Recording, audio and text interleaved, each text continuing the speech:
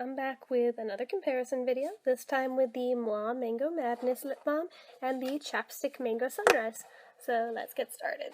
These two are pretty comparable in their format, as they're both sticks, both same size, basically. This one actually, okay, let me change my camera angle a bit. You can see that the MWAH lip balm is a tiny bit taller than the Chapstick, but ultimately I do believe they contain the same amount of product. Let's see, this one has, okay, now you guys can see it, 0.15 ounces, whereas this guy has, same thing, 0.15 ounces. So, despite the different heights, they do contain the same amount of product. I think it's just because this one has a slightly taller cap than the other guy, or actually, it may not even be the cap, it might be the screw at the bottom is a little bit wider than this one. So anyhow, very comparable on that front.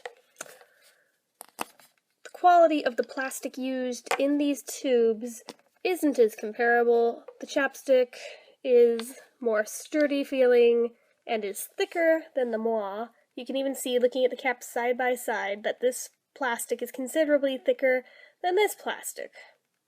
I know, most people don't even give a shit, but we are doing comparisons, so any differences are gonna be noted. The color of the wax itself is actually pretty close to the same. I hadn't even really compared these before on that front, but yeah, they're almost identical. There's a tiny bit more color to the Chapstick one than the MWAH, so there is that. One thing I've noticed, and it may just be for lack of more use than this one, actually the Chapstick screw-up thing at the bottom has kind of broken on this one, whereas this one still seems to be going strong. This is peeking out of the top of it because it will not screw back down. Yeah. For something as big as Chapstick brand, I'm really bummed that this seems to happen almost every single time, and I don't even screw them way up to, like, show the entire stick of product or anything, but it still seems to happen.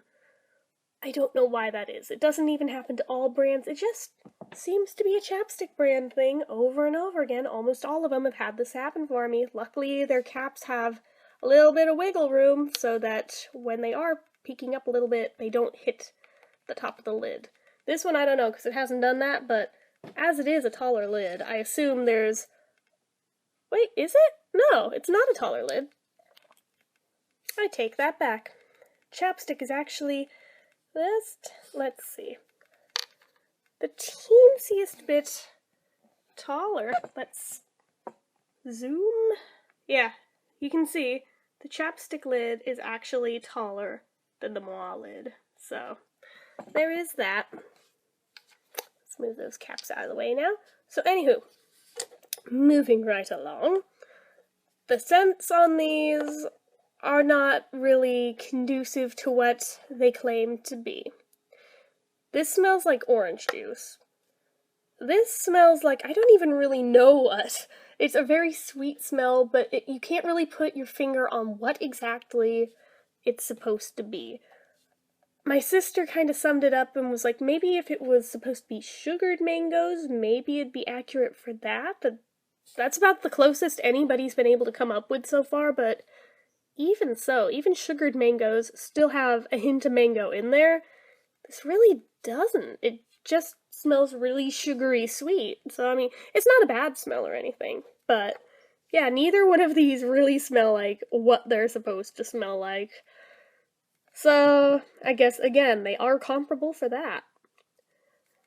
In terms of the actual wax they use, the Chapstick one is a lot thicker than the MWAH brand one. That may be because MWAH is all natural and organic versus Chapstick, which uses many, many chemicals, as you can see on this ingredients list. Yeah, it's a crazy amount of ingredients, none of which are natural, I think. Whereas this guy, do we have an ingredients list here? No, it doesn't. Well, regardless, it's basically all oils and butters that are found in nature, essentially, because I did look at them on the packaging before I opened it. So that's probably why this one's really thick and this one isn't. Also, this one, when you put it on, it heats up with your body temperature and begins to feel like melted butter on your lips. And it's about the same consistency of that. That's what I can compare it to. And probably because, right there on the label, made with mango butter. That's probably why it does that. Whereas this guy, pretty much what you see is what you get. When you first put it on, the consistency it goes on is how it stays. They're both moisturizing though, so, I mean, it's a different thing, but they work about the same. The one notable difference, though, is just that this one doesn't really have a taste at all to it. You tend to kind of forget you have it on, except for the feeling of it being on your lips. You can obviously tell it's there. This one, however, when it gets in your mouth, tastes awful. Oh my gosh. It's like, you'd think they would have added a little bit of something just to make it more tolerable for when it gets in your mouth, as it inevitably will. Being a lip balm is going to get in your mouth. That's just par for the course here. So, I mean, really wish they could do something about that with this brand.